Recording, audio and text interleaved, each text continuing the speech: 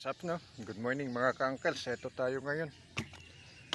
Tulad ng nakagawian na natin tuwing umaga. Ito, nangunguha tayo ng mga buko ng niyog na nalalaglag dito sa fish pan. Okay, no? Tatanggalin natin to sila mga ka-uncles. Ayan, tulad nito. Ayan, oh, ayan. Ito.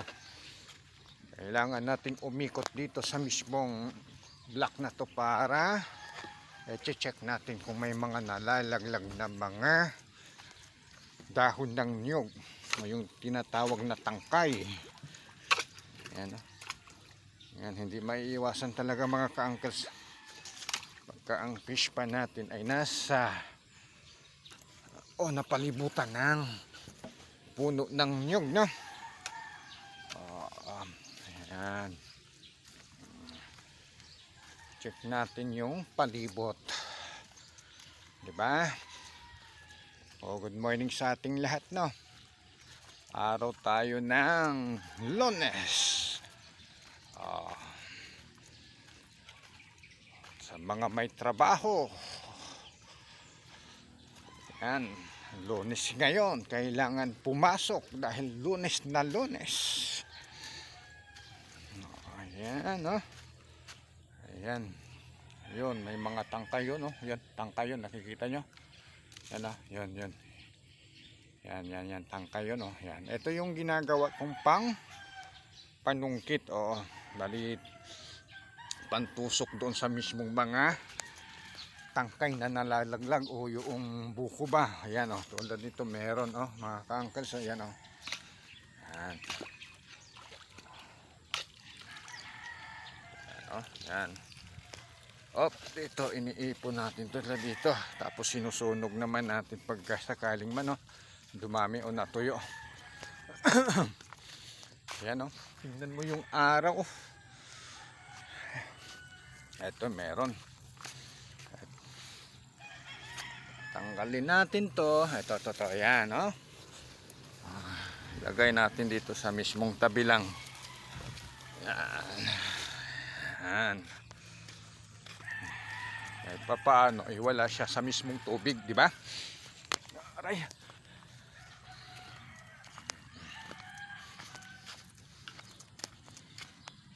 Ito palay sa mismong gilid, kikita nyo. Ayan. Fish pan. Ito, tanggalin natin to. Yan, ito. Yan. Dito ko hinihila. Ito yung ginagawa kong panghila. No? Tatanggal tayo ng mga dahon ng niyog, mga tangkay. Ito, saan ba ang pinakaulo nito? Ayan, buti na lang natsambahan natin, kasi yung ulo lumubog sa tubig, hirap. Ayan, tanggalin natin kasi sagabal sa mga isda to. Talsik.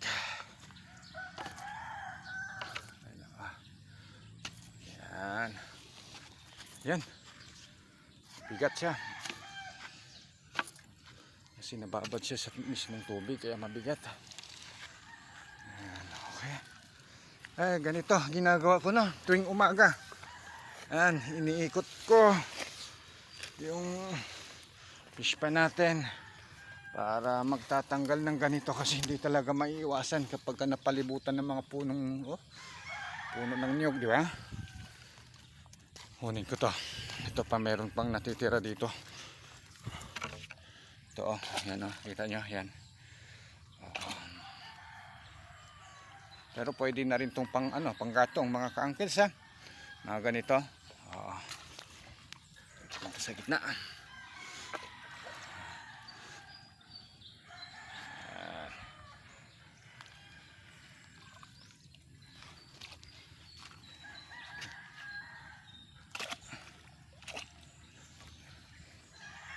Hirap pagka ganito, yung kinukuha mo kasi maliit lang siya.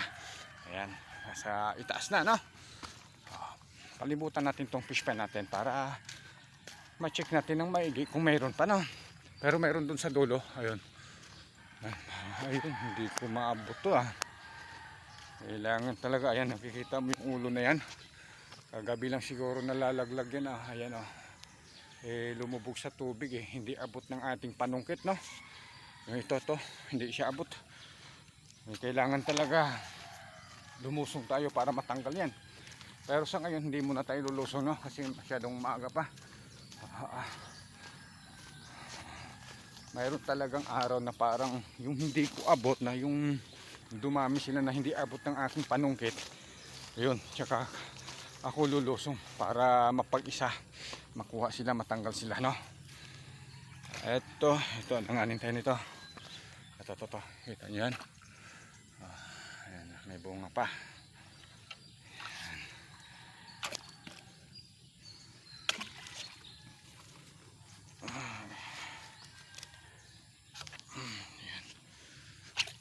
Uy, ito ang mahirap tanggalin na pagka hindi mo abot. Ayan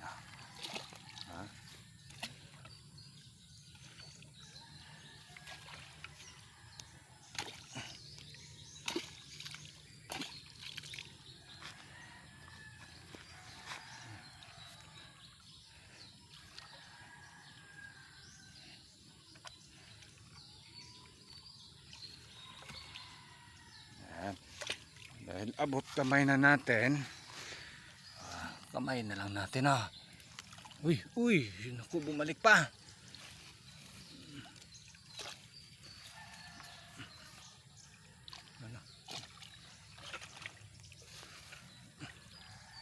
Yun, oops, yan. Okay, eto, mayroon pa dito yung tinatawag na langkay ng nyug. Ayan. Naputol, nabali yung dahon niya. Ano, uncles? Bali. Tapos ito, tanggalin natin tong yung kalahati.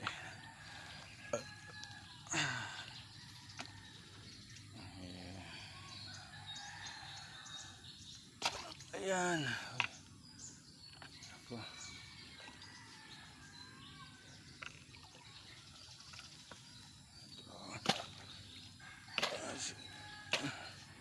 Sasagabal sa kanila to. Kailangan nilang matanggal. Ay. Kamayin na natin. Kasi abot naman na natin, di ba? Yun di ba?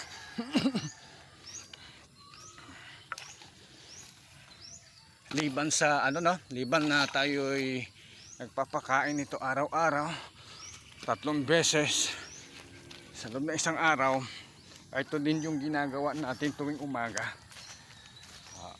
Ayan. Kasi mayroon talagang yan, nasipaglaglagan ng mga